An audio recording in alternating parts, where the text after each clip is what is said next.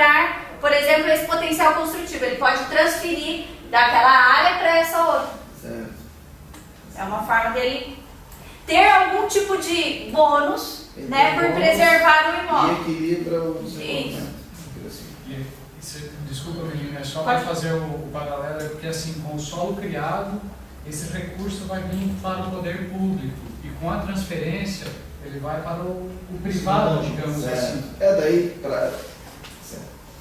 Então, por exemplo, se você quisesse comprar... Então, daí são assim... algumas formas de você consorciar. Vamos para as imobiliárias. Tá, então vamos lá. O direito de preempção. Trata-se da preferência por parte do poder público para a compra de imóveis do seu interesse. Então, por exemplo, nós temos aqui já a questão da educação, que eles fizeram um planejamento, e assim, dentro disso mesmo, assim, eles têm lá o Centro de Educação Infantil, que precisa ser reformado ou ampliado, e eles já fizeram estudos de algumas áreas que seriam assim, interessantes, né, para que já se fizesse assim, ou a aquisição por parte do poder público para ampliar essa escola, para construir uma nova escola, ou seja, é um ponto estratégico para que se tenham escolas ou para que se faça a ampliação dos próprios edifícios públicos escolares, no exemplo que a gente está dando aqui. Então, o que acontece? Através desse instrumento, o poder público vai lá e notifica ao proprietário de que ele tem ele tem interesse em comprar aquela área. Ou seja, para os próximos 5 anos, se o proprietário for vender aquela área, obrigatoriamente, o primeiro a ser ofertado é o município. Exatamente. Ele tinha um prazo de 30 dias para resolver. E daí... Se o porventura vender para outro, o município pode ir lá, pode derrubar, pagar o valor e ficar para ele. Isso aí.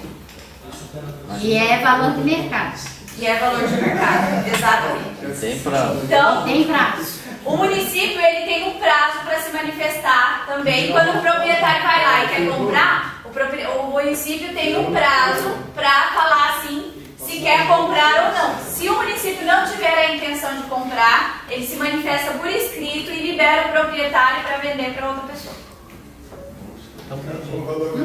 Você pode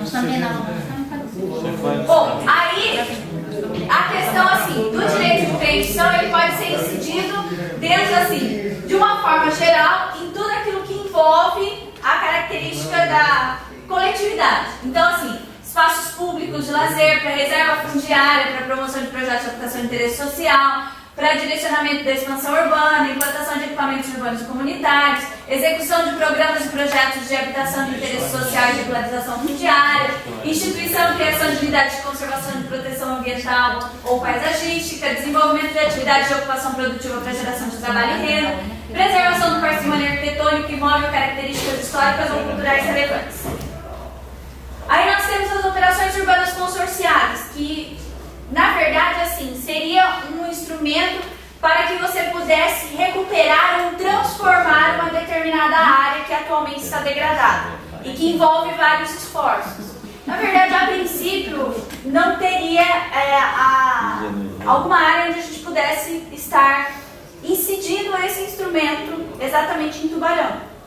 Vocês concordam comigo ou vocês acham que não? A parte antiga da ferrovia não teria alguma coisa? É que eu morei em outra cidade que tinha porto, então tinha valorização de área portuária, que era antigo, mais de 100 anos. Então estavam revalorizando. Os projetos semelhantes que tem em Buenos Aires. E, só que aqui não tem. Aí eu lembrei da ferrovia, não sei, tem galpões. A garagem lá que eles querem te dar o trilho. Da oficina? Sim. Tudo. Pode ser, é um caso de se pensar. Bom.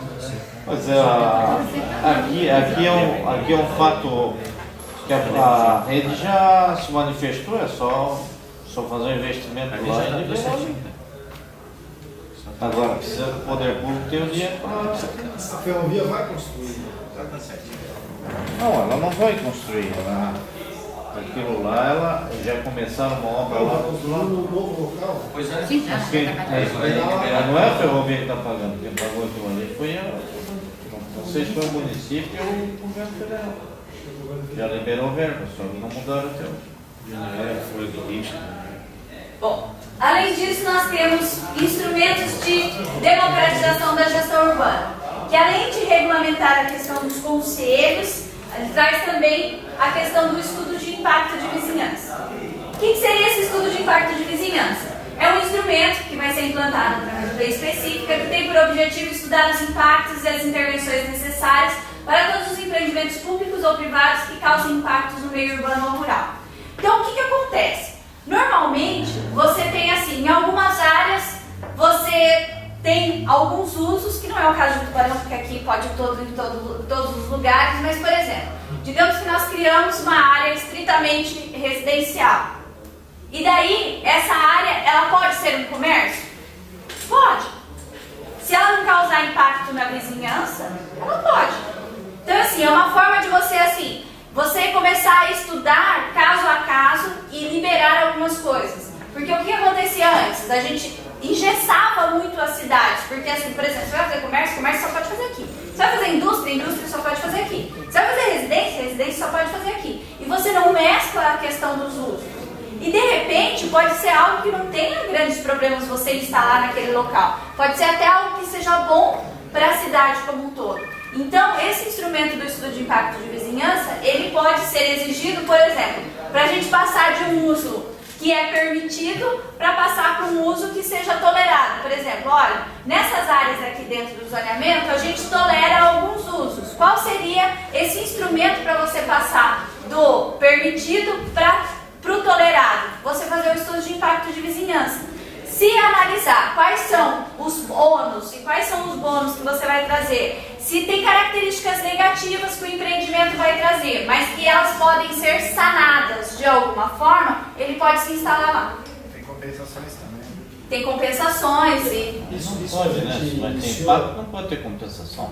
Não, na verdade, por exemplo, se ele vai lá e de repente traz um impacto no sistema viário, mas ele pode fazer uma obra viária ali, ele mesmo vai lá e faz uma obra viária para resolver o problema que ele vai trazer. Isso que eu acho difícil hoje em Tubarão, porque está com o sistema viário instalado, a qualidade do sistema viário não é a melhor que existe e continua a densidade, índice de aproveitamento, tudo a mesma situação, né?